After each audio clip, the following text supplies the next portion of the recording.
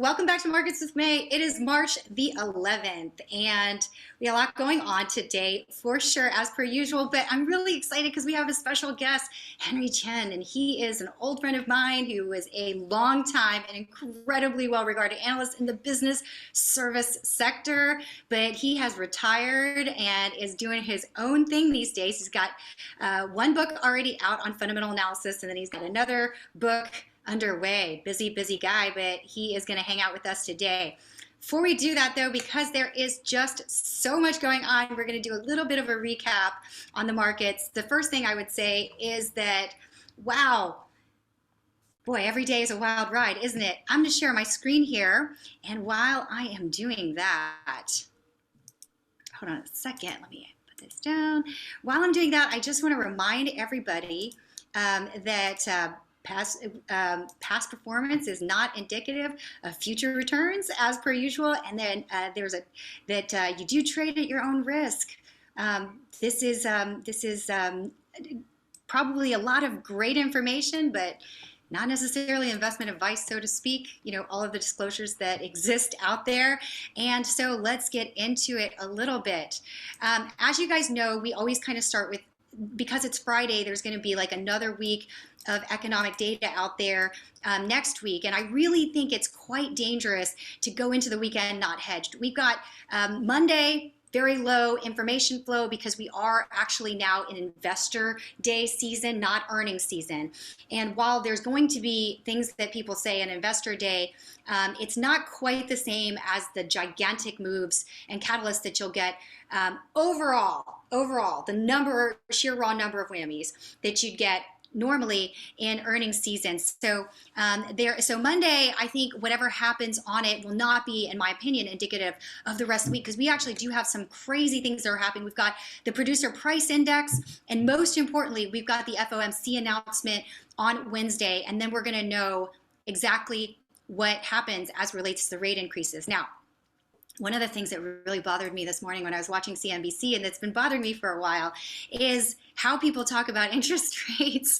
I mean, it's really fascinating to me because I feel like I'm not sure why this is so confusing, because it definitely is, especially if you have like some title underneath your name that they're using in CNBC. This really shouldn't be a confusing concept. You know, I would say I'm more an intermediate level bond person, but even this, I'm just really shocked. But I've seen variations of this statement. Raising interest rates 100 basis points, 1%, will not invert the yield curve. And they say it in the context of the idea that that's not going to do anything to the equities markets. It'll all be great. It'll be fine. Maybe a little bit of a pinch to the equity markets. That, it's a little bit misleading. It's very misleading, because yes, it won't invert it, but it'll actually create one of these shapes, which we also don't like. Okay, we really don't like these shapes. And we don't like these shapes. This one right here is called kinked. Now you'll notice that whenever I've talked about raising interest rates, my concern has always been, I don't like flat yield curves. It's not great for the equities markets, and that has to do with lending, okay? But you'll also hear me say, I also don't like it when it's kinked or twisted either, and I'll briefly go through it.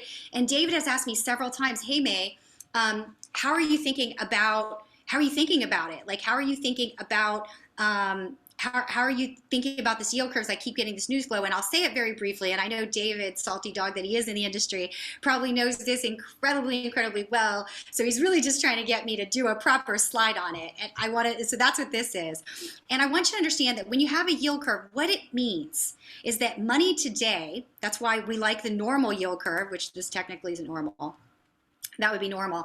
But we technically like it to slope upwards. And we like it to slope upwards because it means money today is worth less than money tomorrow. Otherwise, if money today is worth more than money tomorrow, it means I desperately need the money today, and I would be willing to pay you more for that money today than the money tomorrow. And so that's why we like a normal yield curve. Now, a lot of folks out there where they're looking at 100 basis points increase will not cause any kind of issues, or is not going to invert, all this stuff. They're looking at what is a 2 to 10 year rate. But in fact, you can't, no, that's not, okay. So like, it's not good. And it's not good because if you kink the yield curve, in other words, you will, and you raise the front end of the curve, 100 basis points in one shot, which is what I heard someone say this morning, then you will actually lift the front end of the yield curve all the way to the 1-year rate. Okay, turns out depending on where you kink the curve, right, or twist it, I guess is another way, or create a butterfly, there's all these different shapes, but I just wanted you to get the concept down. If you lift the front part of the curve above any other part of the curve, then it will impact whoever is lending at that part of the curve. Now, I've talked about this very briefly, but now I feel like I really have to go into it because way too many people are misunderstanding it, quoting it on CNBC, writing it into papers, and I don't understand why, because it's not an uncommon concept in the bond market. It should be actually, and most people that have a CFA, et cetera, would have this knowledge as a base. And that would just be that the front part of the curve is short lending. So that will absolutely affect anyone that's doing short-term lending. And that would be pretty much all of retail. It's called factoring. That's the jargon word. And when you factor, what you do is you lend money for inventory that you then sell. Okay? That's what factoring is. Now it's going to affect, in particular, small mom and pop shops or small younger consumer product shops far more than the big guys. But when you lift the front end above any part of the, when you lift the front end and either flatten or actually kink, in this case we're talking 100 basis points, that is not good for various segments. If you lift it past the 2-year, which is only at 172 basis points, you'll affect construction loans almost immediately because they're all done at about 2 years, and so on and so forth. So any shape other than a normal shape has absolutely an effect on the marketplace and is not great.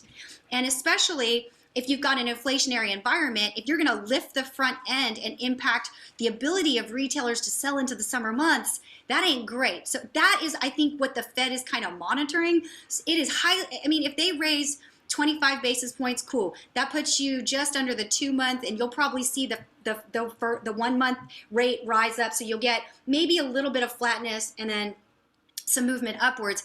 That's probably not so bad. But if we get 50 basis points or something crazy like 100 basis points, I can't see Jerome Powell doing that. After 2008, they just hired way too many Wall Street people to make sure that they understood the mechanics of the market a little better. But if I just wanted to share that with you, and I will do a separate video on that because I'm really kind of thinking that what I'm seeing out there spoken and said is just so misinformed or partially informed, or people are just getting nervous on camera and not saying it the correct way. I don't care which one it is. I just think that it should be said correctly. All right. The other thing I want to mention is that there's a lot of pressure today. When we look at what's going on in the markets, you can kind of see that the crude oil futures, well, now they're back up, but this morning they did trade down a bit. And there's a lot of folks out there that I saw that believe that after the war is completed, that everything's going to be fine and that Putin is going to be paying for all of this. That's just highly unlikely, in my opinion. I'm pretty sure he's going to make everyone pay for it through the commodities price. I think I even heard some people conjecture that with the commodity price falling, Putin is going to dump all his oil into the marketplace. That just doesn't jibe with any possible manner in which you'd ever put oil in the marketplace to begin with. So it's a little bit crazy. But that doesn't mean that you won't hear a lot of near-term talk on it. I wanted to just share with you that one effective way to hedge right now, and there's not very many, quite frankly, if you needed to absolutely hedge because your position was significantly larger than normal, I would consider a calendar spread. It's essentially the same as the call spreads that we've discussed, but you're going to basically go, if you're, we've always told you to be long farther back because this near-term volatility is pretty dramatic. If you short the front part of the curves, meaning like this week, next week, I want you to see this is actually just a visual from my broker-dealer Tasty Trade, and they basically show you the way that this is calculated. I'm not going to go through the details of, but you can see that it's always the case that the week of expiry is going to be highly volatile. You just need to ignore it because it's Theta Vegas, some things in there that are playing. But then you can kind of see how the curve calms down as you go farther back. This is ExxonMobil. But in general, because that vol is so high up front, you can absolutely do some hedging of your position by just shorting the front month and creating a diagonal. It's not the best hedge, it's not the greatest hedge, and you definitely need to be wide on your diagonal and create it appropriately so. But in general, this is just something to take note of. Okay, so the final things that I want to just mention, because I know that this is coming out, is this stuff on near-term market dislocations. I'm actually going to address the bottom headline first, which is PIMCO amassing billions of exposure to Russian debt facing default. Here's the thing. I'm not sure if they're just trying desperately to create news flow or what have you. And I feel like whenever I see it, people get really excited. Oh my God, the asset managers are so in trouble. This is terrible. There is this product called a credit default swap.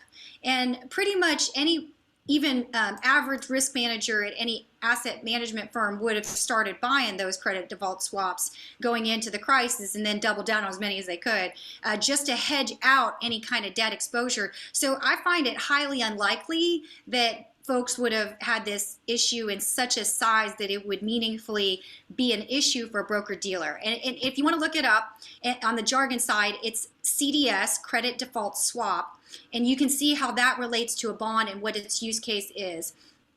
So I do want to just share that with you guys a little bit.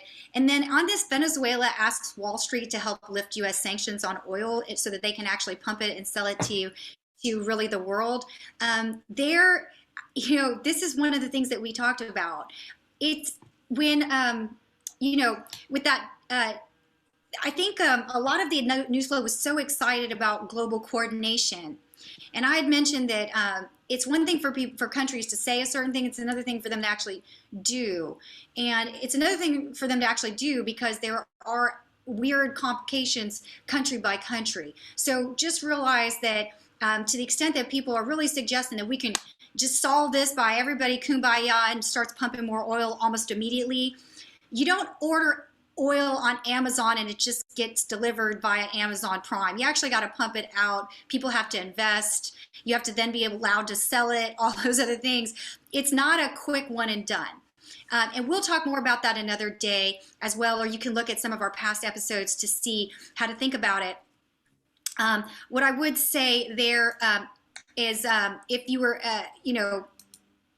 it's just something to take note of. The companies that will be most affected by it are the companies that are very sensitive to being able to raise price in an inflationary environment, as well as being able to manage costs that are like freight, that sort of thing. That's part of the reason why we're still looking at a place to go a little bit lower on Amazon. And Dollar General reports on March 17th, Dollar Tree really coughed up the quarter, in my opinion, because even with the $1.25 increase, it just could not offset the oil prices of that time. That's not even where oil's at now. So just realize this is still one. Every time it rallies, I try to figure out what I want to do with my short exposure on it. So that would be one. And I might back it off right in front of earnings because earnings can always be such a exciting game. This thing does trade at 15 times, which typically would be a reasonable multiple, but ooh, tough. It's very tough. I think, yeah. So just notice that. Final thing, I'm just going to take a little bit of a victory lap on this, but I'm not feeling great about this victory lap. The China stocks, please, please, please hedge these out if you still have them. I did mention that even though everybody's thinking that the net effect is this making China fall in line, all these articles, the net effect, in my opinion, is that China will take 3 steps backwards in what it's been historically doing, which is trying to connect financial systems. And in doing so, that really will affect Chinese listed companies on U.S. exchanges. It probably will not affect Chinese listed countries on the Hong Kong exchange or otherwise, and it will. I think the dynamic at the company specific level is its own thing, completely separate of this. But if we're just talking sheer raw mechanics of capital markets, this mechanic is a significant one. DD, which I know we have all kinds of opinions on this stage about DD. DD's getting delisted. Let's just call it what it is. It's getting delisted, and it's just a matter of when. Today, probably with it down 40% might not be the day to continue to short it, but just keep it on the radar screen and make sure that your puts are far enough back.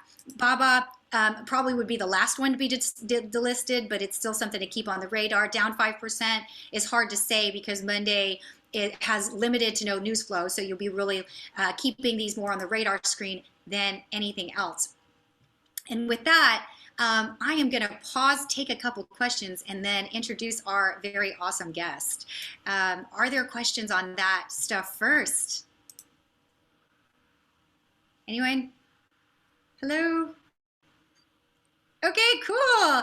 Then it's such a huge pleasure for me to introduce Henry. Henry is, and I have always had great conversations about stocks because I love the folks that do the truly deep dives on these things.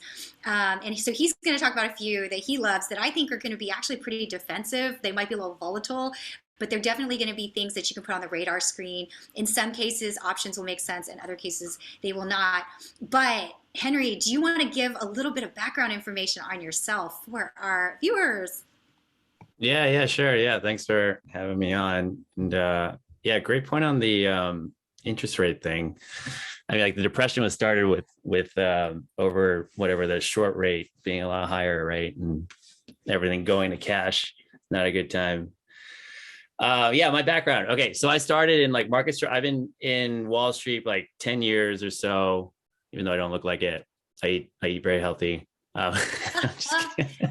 So I started in market structures. So I was actually doing like a lot of work on exchanges and giving research and consulting to like executives and head of trading desks. So that was my starting point. And then I moved into to be an equity analyst at an investment bank, so sell-side equity research, and covered a number of sectors. So business services, which is sort of like a catch-all sector for a lot of different kind of companies. There was waste companies, I had information services companies like data companies, payroll, staffing, also saw education, the boom and bust of education. Yeah, I think that's it. Yeah, lots of stocks. As May mentioned, a lot of them are like what people like to call in the industry compounders. So we can talk about those later, more quality focused, but also had like background in cyclical kind of stocks. So we can talk about that too, but that's my background. Well, actually, I'd love to talk about compounders because I do feel like this marketplace is going to really start doing more fundamental work. And I think that's really because these momentum plays are probably making people a little dizzy more than anything. So when you're looking for, and I know that you wrote this in your book a bit, what would you say would be can you talk through like, what are the core, even if someone was doing a screen, what would be some of the core things that you would try to direct them toward? Yeah, sure. Okay, so we can talk about like a compounder, like what defines a quality business, right? So we can use maybe like MSCI as an example. So I mean, it's partially qualitative, partially quantitative. So I don't know if it'll come up on a screen, but if you think about like an information services model like MSCI, right? So MSCI sells indexes, it sells data. So MSCI has been up a lot, right? MSCI has been a huge returner. It's been a huge return. It's come down a little bit because the multiple is kind of high, but like over 3 years, it's come up from like 200 to I guess 500 right now. But it provides indexes which are used like the S&P 500 or for MSCI Emerging Markets Index. So these indexes are used by investors to benchmark either the products that they sell for ETFs or to actually create them or to benchmark their the active managers that they use. So it's all information product that's sold digitally and delivered online. So if you think about it, like one, this business it's selling an essential data product that is embedded in the customer's workflow. So it's very difficult for it to be shut off. Two, it's a subscription kind of business. So if you think about an MSCI salesperson, they're not going to be like, hey, will you please buy my product again? Like they're going to renew unless the fund goes out of business. And then the delivery of the product, it's all digital and it's one data that you create. So it's a build it once, sell it many times type of business model. It's subscription, it's recurring. And so what that does from a financial point of view is you have very stable top line growth. And because it is delivered in a very efficient way and it can be replicated very easily, the margins are also super high. So those are kind of the two characteristics. And we can talk about like, okay, so if you look at the business model itself is very strong, it's information services model, but there's like these other things that make it, make that margin protectable.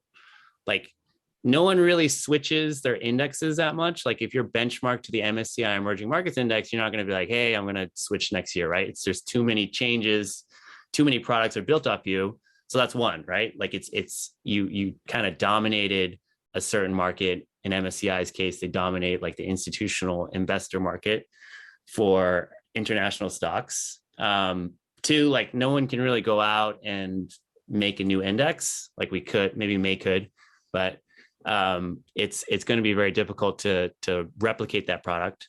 And kind of three, around that, if everyone is using, like everyone has been using the S&P 500 index, so there's like this network effect, which you'll see in other business models, but that's something that happens with MSCI index companies, is that a lot of these customers have aggregated around a certain product.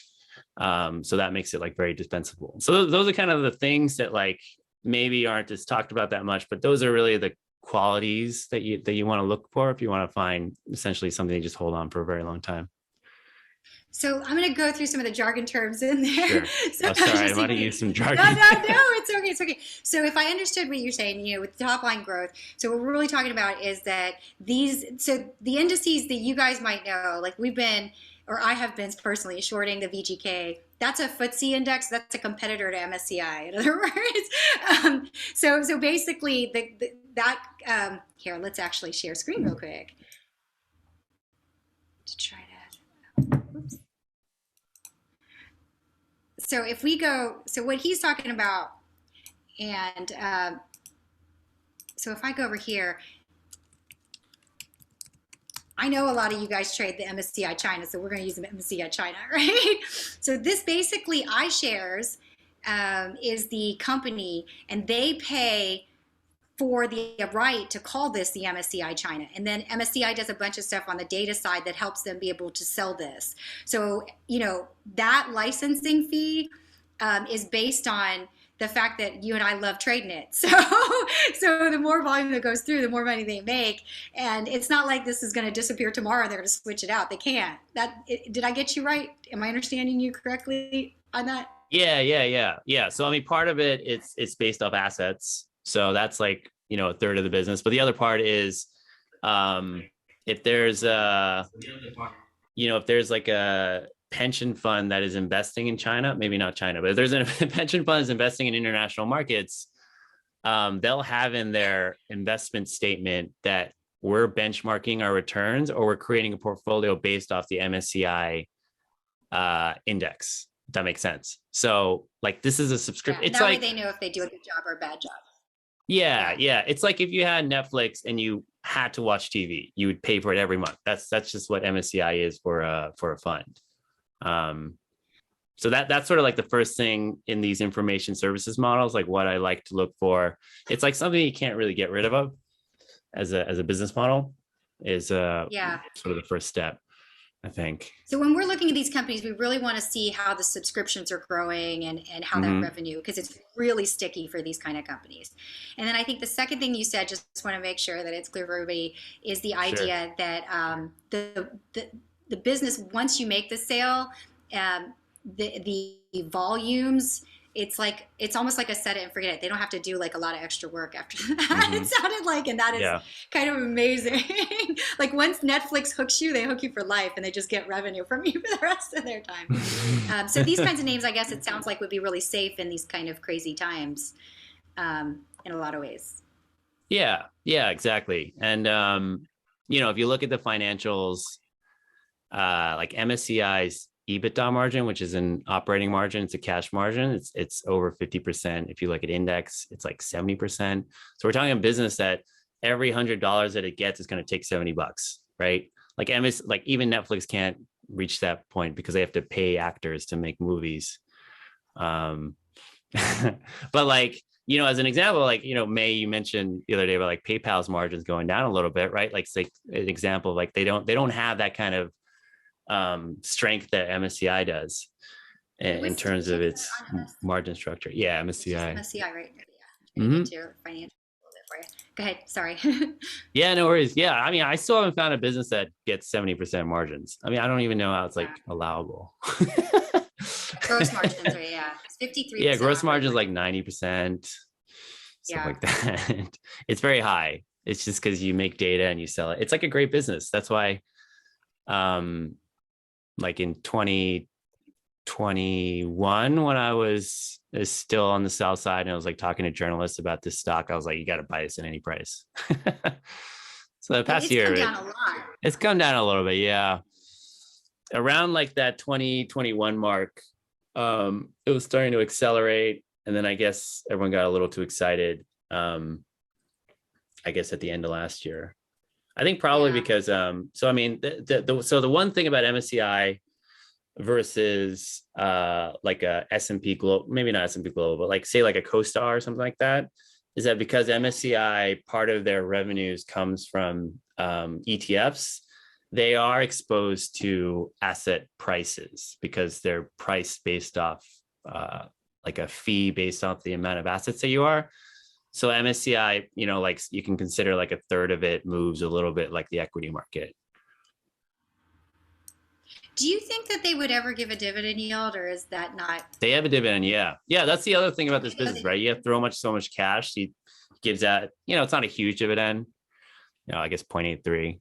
But they do, they buy about like anywhere between like 5 to 10% of their stock every year. Like if you look at their balance sheet, they have negative equity, Tell us what negative equity is when we see that, because there are a couple companies out there that have negative equity. Are there? Like, I feel like those are kind of just buy those. Yeah. Tell us like what they don't use capital. So a company gets how does a company get negative equity? Yeah. So the way, we can do a quick accounting exercise, right? So, from an accounting standpoint, every business is funded, either equity, which is selling your shares, or it's funded by some sort of debt, which is generally considered liabilities. So that's why it's a balance sheet, because every part of the business has come from either someone buying shares to invest in the company or loaning money. And so that's why you have an equity paid in. And normally for companies, they'll spend that equity. And so if you take like the assets minus the liabilities, you get sort of the equity value of the company, the book value of the company. But sometimes because they're negative earnings, that equity keeps going down. So essentially if a company has negative earnings, what it means is that MSCI has made enough earnings, which drops down to equity, but it's repurchased enough stock that it's actually paid back all its original investors from an accounting standpoint and more. And so that's why it has negative equity. It's repurchased all its shares from a value standpoint. Like there's obviously shares still remaining, but in terms of how much capital has been put in initially, all been bought back. Wow. So wow. So that's like the exact opposite of other companies. Yeah, it's a company. It's a cash machine. Now, the other thing, what was the SPAC we were talking about, Playboy, the other day? Because you really understand kind of some of this balance sheet dynamic, I think, and explain it pretty well. What was the Playboy ticker? PLBY. Yeah. So we'll take the flip side. Yeah, the exact opposite. We'll go the other side of it. Yeah, SPACs not a bad company, in my opinion. I know, but it was very popular for a while. I'm anti-SPAC, but this is where I think it gets a little fun. So tell us about Playboy Group, but also the good, the bad, and the ugly. Let's do that. Okay, so Playboy. Okay, so it's by contrast, and I honestly think it's not a bad investment. Like I personally hold some. Like I kind of think it's interesting. But I mean, the pitch is you had the Playboy asset, right? And that was when Hugh Hefner passed away. Yeah. It was acquired by a private equity firm by like a venture capitalist, Ritzby or something. And then, so it's held by a private equity firm. And then one of the guys at the private equity firm is now leading it. So it has the management change. And essentially what their strategy is, we're going to take this Playboy brand. We've shut off the magazine, but we have all these assets, right? Like everyone kind of, or at least, I mean, there's a certain percentage, but like a fairly high percentage of the world understands like what Playboy is. And it has fans. Let's call it that. It has fans, but not just men, right? It has following, right? Exactly.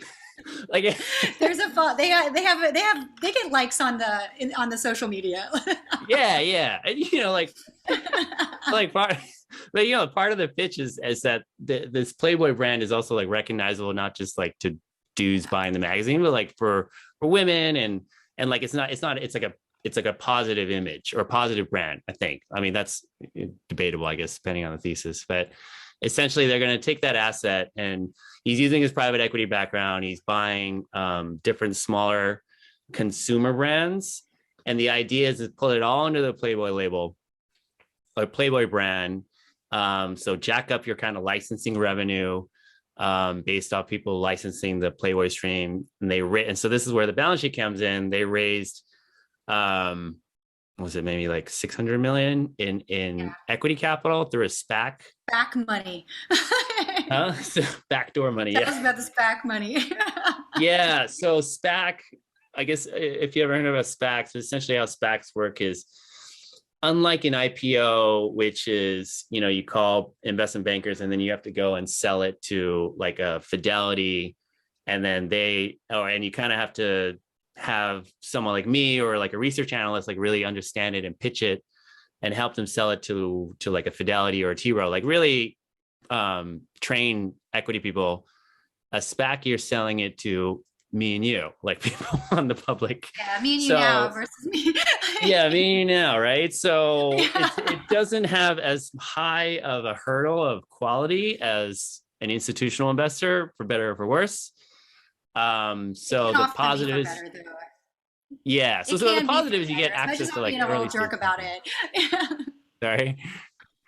As much as I'm not being nice about it, it can often be for better. So let me just say that, guys, before nice everybody in the world hates me. but so yeah, so the for better or worse, the better is you get access to early stage companies. But this is a long-winded way of saying that the worst is you don't have as much diligence as you normally would with an IPO company. Yeah. Like WeWork wasn't able to IPO because, you know, Fidelity and T. Rowe took one look at it and like, we're not buying this. There's no way. Yeah, it's the price too sometimes, right? Like there is a price at which it would be bought the company may not be happy with. Yeah, so I remember. Tell me why you like this one. Exactly. Yeah. I remember we were doing a deal for GFL, and then, you know, it was like 5 or 6 times levered, which means like its debt to EBITDA, which is a cash earnings metric, was like 5 or 6 times. And like one investor I talked to, he's like, yeah, GFL stands for good effing luck. But you like this one, you told me. Right. Yeah. So I think it's interesting because, you know, okay, so that's the structure. But I mean, I find it interesting because so one, he has a private equity background in consumer. So it's not run by like someone who's completely fresh. He has talked about it being like acquisition. So I'm not looking at him to be like an operational guy. He's hired like some key marketing people, like the head of marketing came from National Geographic. So it's like they have the executive for a consumer thing. He owns a bunch of stock. And, you know, they have identified like, you know, sexual wellness, fashion, as 2 of the key ones. And so they kind of have a model to get to, like the pitches are going to get to 100 million in EBITDA by 2025, which implies, you know, at least $1 billion in revenues. Wow. So now here we get back to like, okay, this is sort of like a startup company, right? Like, do I believe their pitch deck? Yeah. I can't honestly, yeah. I mean, partially it's like I heard it from a retail analyst, so I kind of trusted that it wasn't just completely bogus. It was also had some like depth behind it. And, you know, I guess, yeah, that's kind of the pitch. It'll be a wild ride though for a little bit, I think, is the real challenge. Yeah. I mean, I think they're going to be positive in earnings this year. I mean, I think they're already EBITDA positive, but it should be a while. I mean, they're growing like 60%, so they are executing. Yeah, they do It's a wild legitimately have the growth. So in fairness, it's really like anyone's guess if he can operationally fix those things. Yeah. The reason why I went up in March was the HGG analyst, which I think is a really Yeah, good analyst. And he's had good calls. Like he called Restoration Hardware back yeah. when it was like a small stock. But he's basically like, this thing's going to 250. So everyone's like, okay, I'm buying it. So that's why I went up to $80. Okay, so maybe this goes on like if you've got 15 bucks and you don't want to buy like McDonald's for the family for a day, go ahead and make yourself a peanut butter PBJ and just go ahead and buy one of these, something like that. You Yeah, know like what? I it's like would a do long-term that startup because company. yeah. What's your time frame though? Because when you're looking at these things, you're not a day trader and you're not a swing trader. So how are you thinking about those types of things? Oh yeah, this one, I mean, it's at least a few years, right? So I mean, so right Yes. now it's not a ton of earnings or revenues. So and yeah, it's like barely been a year. Like they probably need at least. So I mean, I guess if I was thinking about like what's gonna make this move is like you're gonna need like a JP Morgan to start buying this Yeah. or Fidelity, right? So it's kind of dependent on how is this going to get through their investment committee. And so so it's probably going to need some, at least a couple, maybe 1 or 2 years of growth, consistent growth, probably some path to earnings. And it's going to take the company like some time to market it. Like they need to be in front of all the institutional investors. Yeah, like Which that's is one of the things with SPACs. Like there's no institutional investors behind it. It will trade like that. It's only when you get institutional investors that things start to look a little less wild. I don't really understand because I do know that some SPACs, like, there are conglomerates that people definitely own, like GE is technically a roll up of sorts. You know what I mean? How do you think they go from, like, if we're really being honest with what some of the companies are, like, Yeah, how would you end up? Because, I mean, it's a SPAC, but that's just how it initiated. After 2 years, I think it looks more like just a roll up yeah. within retail, which is no different, by the way, than a lot of other retailers like Tapestry, which owns Coach and Kate Spade, essentially Mhm. is a private equity firm that owns a bunch of different brands. In fact, most of retail looks like that. Even LVMH technically kind of looks like this. They just Right. didn't initiate as a SPAC, okay? Like that's the only Yeah, difference. yeah, But right. Yeah, yeah. how long do you think it takes for people to stop thinking as one of those dirty SPACs that came out versus like, hey, no, they actually did a pretty good job. Like, how do you think about that? Or I don't even know if there's a precedent for it yet in the current markets. Yeah, yeah. I mean, this is kind of new. I mean, I've seen it before with a stock like Chegg. It's a little bit different space, but they got rid of their business and just went into, and they also use acquisitions too. But it was like it's a Guitar Hero guy, and they used to be a textbook rental business, and then he's like, we're outsourcing our textbook rental and we're going to go into digital student services, right? And so it was also like sort of like we're going to get like we're going to 70% gross margins from like 30%, and it was from an Yeah. acquisition. So it's been done before, but that took maybe 2 years, I think 2 years to get a new set of investors in. Mm. Okay, that's a um great point. Talk about investor turnover. yeah. Yeah, so investors sometimes like I've seen it from the stocks that I cover. Sometimes when you see things like I so this is just a SPAC, this is just retail, but no offense to retail, or I guess it's myself. Yeah, it's just us I bought right it. now. I bought We'll it see. too. I bought a little bit too. Retail too. but but I've seen it for like TWOU or Chegg. I've seen turnovers for both of those. So like Chegg was okay, we have a completely new business model. And so it just got rid of everyone who was invested in textbook rental company. And then now it's like all these tech companies. Um, and then, so I guess TWOU was a little bit different. So TWOU was, this is sort of like a lesson of like what can go wrong for a story stock. So TWOU was initially pitching themselves to tech investors. We're like the SaaS for education. Like we're going to put all these programs online, and like we don't make any money right now in terms of earnings, but like 5 years down the line, we're going to have like 30% margins, which is pretty good for a SaaS company. Yeah, Um, but it's so good it for was a any tech company. company. 30%. margins. Sorry. 30% margins are great for any company, I think. Yeah, A exactly. lot of Yeah. money. Yeah, it's great. Yeah, 30% margin is really good. Yeah, if you can grow like 20% on a 30% margin business, that's check actually. Yeah. Yeah, it's a great company. But what happened was, they pitch it as so I'll keep it simple, but like we can go into the business model. But essentially, they're pitching it as like, okay, so we're going to invest capital to make like an online program for Yale, like a nursing program, and then we're going to take a cut of the tuition revenues, and then we're going to get margin because we're going to start up all these programs, and so we're going to leverage our marketing expenses, which means we just spend it once and use it many times, and so that's how we're going to get to 30% margin.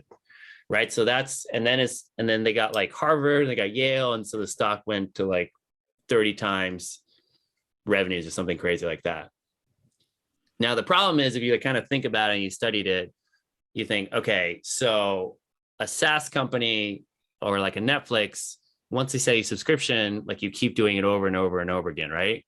You don't really need a market to find and to keep that user. The problem with a college is if you educate a class of students, and then you need to find another class, like you need a market and you need to find another cohort of students. So that was like the big flaw number one in terms of this model. It's like you keep needing to find new students. And the second thing is like you have different programs, right? Like you don't really know that if you advertise for a Yale nursing program, that's going to be the same as like a Utah nursing program. Yeah. So there's like flaws already. But that didn't happen until like 3-4 years down the line. Some people started to notice like 3-4 down the line that like, hey, like margins aren't really getting better. Like you keep saying we will be free cash flow positive, but you never provide a date. And then you keep raising equity, right? So like I remember I was talking to one investor and TWOU like surprisingly just raised some equity. It was like a big investor. And he was like, what the heck? Like he literally just told me to my face, we're not going to raise any more equity. Right. So it's like kind of, so this is the kind of thing that starts to get people to like turn over shares. So what happened is like, essentially it was like two things. One is one of their programs slowed down a little bit. So they're like, ooh, like our enrollment growth is not going to be that good this year. So that immediately took down revenue growth. Stock took down a big hit. And then the second thing was like, oof, yeah, we're going to have to lower guidance again. Yeah, margins are going to be a little bit lower than we thought for next year. So now you push back profitability even longer, right? Now there's even a question of whether it should be profitability. And this is around the time they did the equity raise. And then I think they lowered guidance again, like the third time. And then that's when everyone got out. Like you could see the shareholder list, like everyone who was initially invested just got out. I think stock went down 70%. Like you literally had a turnover. And then right when it like bottomed out, that's when we start getting calls like from like an activist fund, like, hey, maybe this is worth something, right? You go from tech to value. But that's kind of how it happens as an example. Okay. Are there any other like ones that you want to tell us about, or we can also open it up to questions to others right away? So like, do you have any other stocks you want to tell us about? Any hidden gems? Yeah. I mean, we can talk. So we talked a little about MSCI. PLBY is interesting. It's like a startup company. I mean, we could talk about, SPGI. That's like, okay, if you take MSCI, but you like remove the kind of hot characteristics of it, like that's just a really like long-term compounder, right? So S&P Global is a mix of portfolio companies. So they own the S&P index. So they do have an ETF business. They are also a credit rating agency, which Moody's and S&P. And the great thing about credit is that there's 2 rating agencies. There's thousands of corporates that use debt, and they only use 2. And even after the financial crisis, like their market share didn't change. It's 85%, these 2 companies. So it's like huge moat or huge competitive advantage. And now they just acquired an energy information company, IHS Markit, and they also own Capital IQ, which is like a Bloomberg. They acquired IHS. Huh? I didn't realize they acquired it. Yeah. IHS did not have a good quarter. Oh my God. Like, Yeah, I just really had some problems with energy. yeah, this last few Yeah, quarters have yeah. been that good for them for Yeah, getting yeah. out. So I mean, it should be good now. Yeah, I mean I S&P should guess. be able to give them some scale there, so that the issues they were having, they really wouldn't have been able to solve themselves. So, yeah, Yeah. Yeah, yeah, yeah. I just yeah. Um that used to be a really good stock, but it was for a while. yeah, when Jerry Steed was running it, that Yeah, was good. But anywho, you got all these businesses, essentially like a collection of data businesses, all similar to yeah, like MSCI, financial very data. highly leveraged. Um, like from a financial point of view, they're like 5-6% organic growth. I think they're like also 20 something EBITDA margins. They'll Right, buy back right. like 5% of their stock. So you should get to like 10-15% earnings growth each year, which is pretty good. Um, and so I Boring, nice, calm days, boring, nothing happened. not Like the freaking worst thing out that about the happens is market. like energy, like energy went to crap in 2017. Like what dropped down. I mean, not as bad as 2020, but like I just still kind of it just went to like -3, I think, -5. Like organic, these are the type of companies where like you don't really see that much volatility. They're just subscription companies. They're just subscription companies and they just kind of chug along and no one tries to compete with them. Yeah. Really boring. Great companies. Yeah, I know it's really fun because it's fun to have you on the show in the sense that like I know a lot of people really like the excitement, but I'm wondering if in this crazy volatile wild market, maybe just having a little bit of like set it and forget it, not worrying about it too much, is maybe more prudent for larger portions of folks' portfolio than they thought of. Here, I want to show the chart on this. If you're looking at 5 years, even though, okay, this correction is really painful, but in fairness, this correction was painful for everybody. But we Yeah. really are seeing it back to, we're almost back to a year ago. And nothing has really transformed. This company has just continued to just truck along. Just truck So along. you'll probably Yeah. come straight, but yeah. Yeah. I mean, 2021, I mean, you had like crazy amount of issuance. That's why it just popped up. Yeah, Um, yeah, for sure. like if it's like one of these things, it's stocks are just funny, right? Like they're just like things get good and they get really good, and then things slow down a little bit, then they crash, like Yeah. but you can see like it just generally it's just tracking its earnings growth. Yeah, more or less. Yeah. Okay. So now I'm going to open up for questions. Does anyone have any questions for Henry, either on fundamental stuff that you're seeing or just in general? Any other questions? So, hi, Henry. Thanks for your presentation and the information you shared. This is Richard. I have a question. Looking at MSCI, it appears, I mean, it's obviously in a downtrend, but it looks like it's about to hit a demand zone, at least temporarily. What's your long-term view on that? On MSCI. Yes, long-term Yes. being over the next 6 months. Long term 6 months. 6 months is your long term. That's like short term for investing. I know.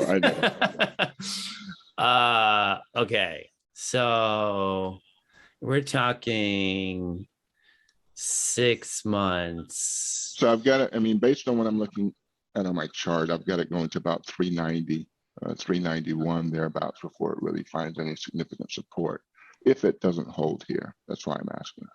Okay, yeah. So I mean, I guess so what's happened with the stock from a fundamental point of view is you had a pretty big acceleration in 2021 on both subscription rates and obviously because assets were going up. So you had a huge acceleration in its earnings too. So right now you got that report that things have slowed.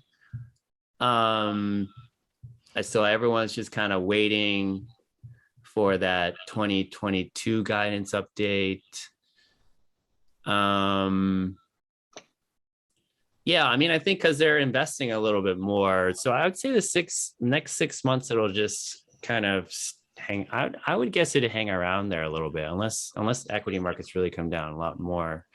If equity markets kind of stay in this volatile standpoint, it might just kind of hang out there while Yeah, while everyone sort of gathers and starts to get looking. Once like clarity for like 2023 happens, then it might start moving up again.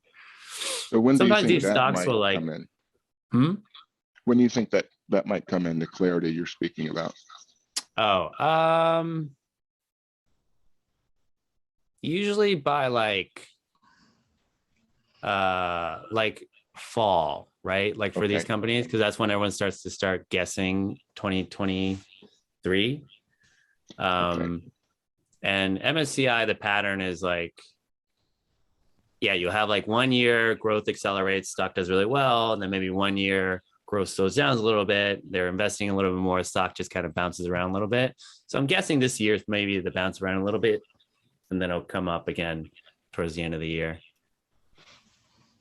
Okay. Yeah, that's helpful. But Yeah, it looks that's like, kind of how I I mean, from guess. a technical perspective, it looks like in another 6 months, it should find at least a bottom. Yeah, it probably makes sense. Yeah, I mean, yeah, from a fundamental standpoint, it's just unless there's any sudden change to guidance, I don't think it would bounce around too much. Other questions? Hey, Henry, it's David. Thanks for coming on. Sure. Balance sheet question. Amazon Sure. buying share buyback of 10 billion. I mean, when you're a $1.5 trillion company, I don't understand why they're doing that. Do you know? Why they're buying back their stock? No, it's just 10 billion. I mean, Like what? Like why they're buying back 10 billion in stock? yeah, it just seems so tiny. I mean, for a $1.5 trillion company, I mean, they own 158 million shares of Rivian, which is not looking too good on. I don't know if they're trying to hide it. I don't know what they're trying to do. Yeah, I mean they have 30 billion, 36 billion on their balance sheet. It's not that small. I mean, it's like a third of your balance sheet. I mean, 36 billion in cash, or so a little less than a third. I don't know. It's not that great, right? If Amazon's buying back their cash, like their stock, like unless it's like an Apple kind of thing, like they make too much cash. But yeah, it's kind of. I think it's like one of those tricky things. Right? So your It's rule of impressive. thumb is like, a third is not that small of your cash. no, it's kind of. I mean, because when's the last time Amazon bought back its stock? I don't think It it's been a hasn't for long time. years. It hasn't It's for an years. aggressive move, right? If you don't have a whole lot of cash and you're using a third of your cash, because your cash Yeah, to market cap is so low. Yeah. it's kind of a not lot. Yeah, they haven't bought back their stock at least since 2012. Yeah, so yeah, I don't think that they sounds do like a it. lot. Yeah, I think it Huh? sticks there until whatever is the deadline for that buyback, which is probably 5 to 10 years from now. That's what my guess is. Yeah, it's kind of a change from their. I mean, I don't follow it that closely, but like they're always investing, right? So Yeah. it's a little bit of a change. It might be I don't know, maybe it's converting, maybe it's like transitioning to like a dividend, buyback stock kind of company. I mean, their growth has slowed. I think it's just sensational headlines myself. I don't think they buy back any stock. Thank you, I'm man. not Thank trusting you. this at all. It's too weird, right, Henry and Dave? Yeah, yeah. Yeah, Weird. it's interesting. I mean, I mean, like, like, is it going to move the stock that much? I don't know. 10 billion. What's this market cap? It's I think it's a little bit like when 1.5 my niece trillion. says she'll do her homework. I have to double check she actually did it. You know what I'm saying? yeah. So it's like it's less than 1% of your market cap. So it's not Right. like it's small, but it's big for them. I don't know. Usually stock buybacks, I don't think they really move markets that much usually. Like a stock buyback that's fun is like MSCI buying $1 billion in stock in Christmas because the market tanked. Like that's a meaningful buyback, Right. Anyway, that's just my. Okay. Thank you. Thank you again. Any other questions? Okay, guys, we'll close it out. Good luck next week. Take care, everyone.